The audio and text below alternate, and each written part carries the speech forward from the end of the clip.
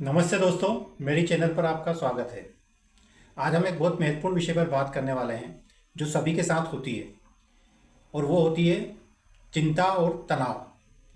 अक्सर हम लोग चिंता और तनाव को एक ही तराजू पर तोलते हैं क्योंकि उसके लक्षण एक जैसे होते हैं। परंतु यदि आप लगातार बेचैनी महसूस करते रहते हैं, आपकी नींद पूरी नहीं हो पा रही है, या आपको चिड़चिड़ापन लगता है, या आप अज्ञात भय से परेशान रहते हैं, तो ये सिर्फ तनाव नहीं हो सकता, ये एंजाइटी का लक्षण होता है।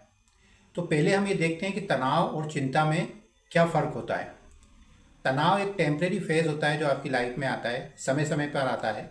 जैसे कि आपको कभी कोई टास्क दिया जाता है जो आपको एक टाइम लिमिट में पूरा करना होता है, तो आपको टेंशन हो जाता है कि मुझे इस टाइम लिमिट में अपना ये काम पूरा करके देना है, या आपकी कंपनी आपको कोई टारगेट फिक्स करके देती है कि आपको ये टारगेट पूरा करना है, तो आपको एक तनाव रहता है। वो उतने ही समय तक रहता है जितने समय तक वो काम कंप्लीट नहीं हो जाता। जैसे ही आप उस काम को कंप्लीट करते हैं, वो तनाव आपके जीवन से या उस समय चला जाता है। लेकिन चिंता जो होती है वो परमानेंटली आपके दिमाग में घर बनाकर रहती है। चिंता क्यों होती है? चिंता का कारण होता है अज्ञात भय, भूतकाल की कुछ यादें या भविष्य की चिंता। हम अपने आप में ही कोई अज्ञात भय को लेके चिंता करते रहते हैं, कहीं ऐसा ना हो जाए, कहीं वैसा ना हो जाए, मेरे साथ कहीं कोई घटना ना घटित हो जाए।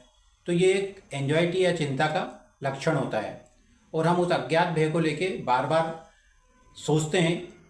और दूसरे शब्दों में हम कहें तो ये विचारों की वजह से आती है, जो हम अधिक विचार कर लेते हैं, ओवर थिंकिंग कर लेते हैं, उसकी वजह से चिंता आती है।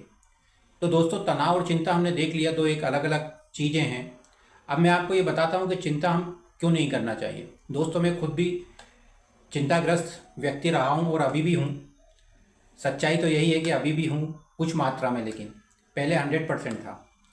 मैं जब भी कोई चिंता होती थी, मुझे कोई अज्ञात भय होता था, तो मैं अपने आप से लड़ता था, अपने आप से संघर्ष करता था, अपने आप आर्गूमेंट करता था कि मैं ये चिंता क्यों कर रहा हूँ, किस वजह से कर रहा हूँ, उसका रीज़न ढूंढता था। और उसके बाद मैं इस निष्कर्ष पर पहुंचता था कि यदि जो मैं सोच रहा हूँ यदि हो भी जाता है, तो ज़्यादा से ज़्यादा उसका परिणाम क्या होगा और वो परिणाम को मैं कैसे फेस कर सकता हूँ। और मन में मैं बहुत सकारात्मक विचार लेकर आता था। तो दोस्तों, आप विश्वास नहीं करेंगे कि जब मैं 100% एंजाइटी से पीड़ित था, अब मुश्किल से 10% या 20% रह गया। ये आज हमने चिंता और तनाव के बीच का डिफरेंस देखा। आप दोनों से ही दूर रहने की कोशिश करिए, और मेरा विश्वास है कि यदि आप कोशिश करेंगे तो आपको सफलता ज़रूर मिलेगी।